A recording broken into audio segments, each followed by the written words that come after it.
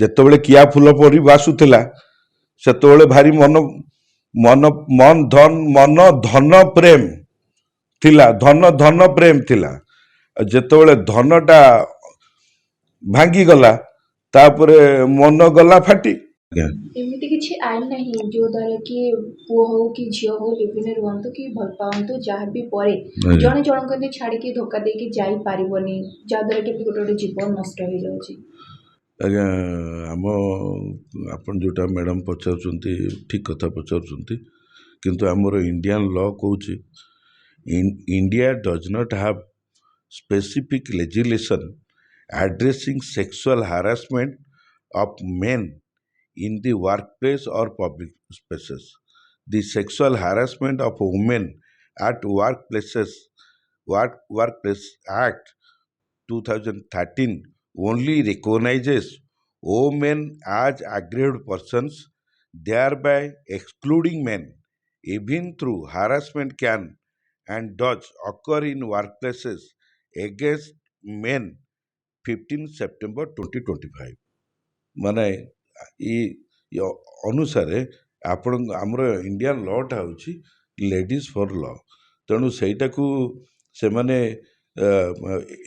ଏମିତି ବି ଆମର ଅଛି ଆମ ଆଇନ ଅନୁସାରେ ବି ଯଦି ଆପଣ ଲିଭିଂ ରିଲେସନ୍ରେ ବି ଅଛନ୍ତି ଆଉ ଯେ rape takes place if a man has sexual intercourse with a woman against her will, without her consent. Sometimes, even if the woman consents to the sexual intercourse, the act may still amount to rape if the consent is obtained. ଏଇଠୁ ବୁଝି ଯାଆନ୍ତୁ।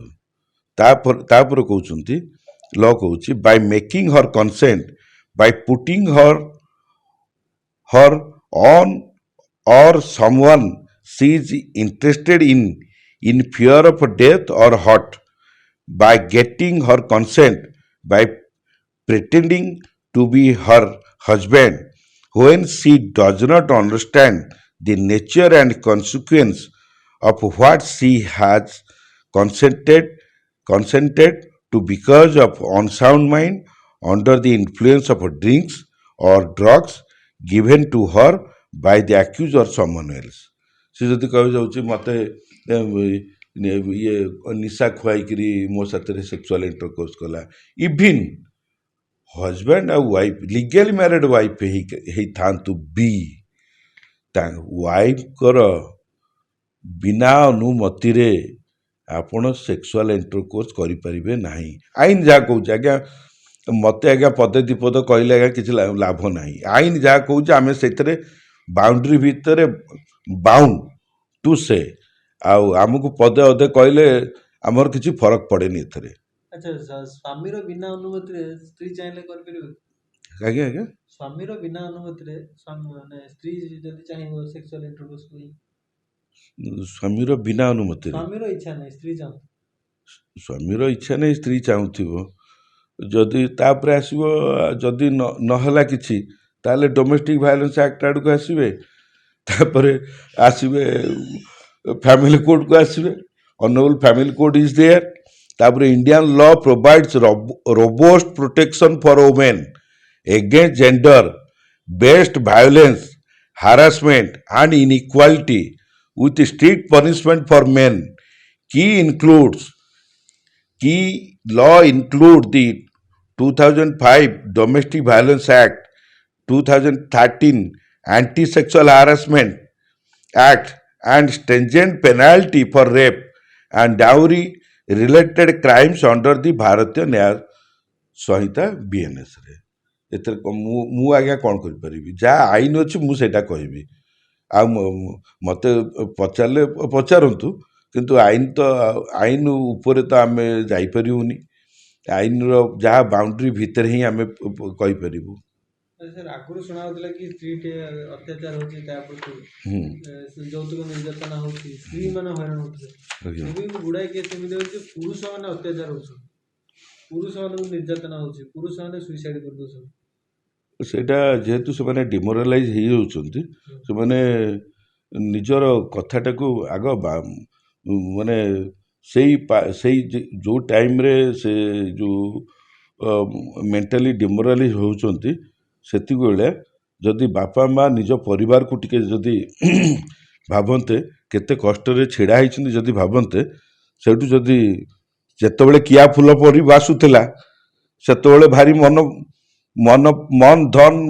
ଧନ ପ୍ରେମ ଥିଲା, ଧନ ପ୍ରେମ ଥିଲା।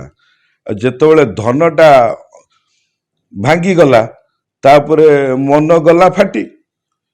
ତାପରେ ପୁଣି କହୁଛି under Indian law harassment of a man by women is not addressed by specific gender specific sexual harassment laws which are largely designed for women protection. Instead, actions are punishable under the Bharatiya Nyaya Samhita BNS, focusing on criminal intimidation, assault, stalking or defamation. ତାପରେ ଆଉ ଗୋଟେ stocking section 78 BNS. If the harassment involves, ଆପଣ ଯେଉଁ କଥାଟା madam ପଚାରୁଥିଲେ, section 78 BNS କହୁଛି if the harassment involves following or contacting the man repeatedly against his will, punishment can be up to 3 years for the first offense. ତେଣୁ ଯଦି man repeatedly against or will ଯଦି call ବି କରୁଛି ତାହେଲେ ସେଥିରେ ବି 3 ବର୍ଷ punishment ବି ଅଛି।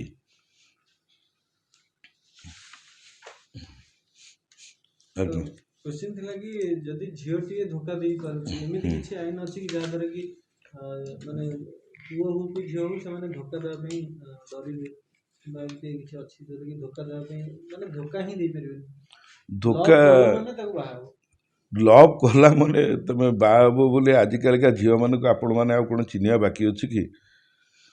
ମାନେ ସକ୍ସେସିଭ ୟୁନିଟ୍ସ ପରା ୱାନ୍ ଆଫ୍ଟର ଆନଦର। ସେମାନେ ଯେଉଁମାନଙ୍କର ମେଣ୍ଟାଲିଟି ହେଉଛି ଏକ୍ସଟ୍ରାକ୍ଟିଂ କରିବା, ଆପଣ ତାଙ୍କୁ ଯେତେ ମାନେ ମନଗଢ଼ା କାହାଣୀ କହିଲେ ବି ତାଙ୍କର ମାଇଣ୍ଡ ରହିଲା how to extract the money from different persons. ସେମାନେ ସେଇ ଟାଇପ୍ର ନେଚର ଆଉ ବିହେଭିଅରରେ ତାଙ୍କ ମାଇଣ୍ଡଟା ସେଇ ଅନୁସାରେ ସେମାନେ ଚାଲନ୍ତି। କିନ୍ତୁ ସାର୍ ଏବେ ବି କିଛି ଝିଅ ଅଛନ୍ତି ଯେଉଁମାନେ କି ଜୀବନରେ ଆସିଲା ପରେ ଜୀବନ ପରିବର୍ତ୍ତନ ହେଉଛି। ଆଜ୍ଞା ଜୀବନ ପରିବର୍ତ୍ତନ କ'ଣ ଆଜ୍ଞା ଆମ ପାଖରେ ବି ଆମେ ବି କେସ୍ କରିଛୁ।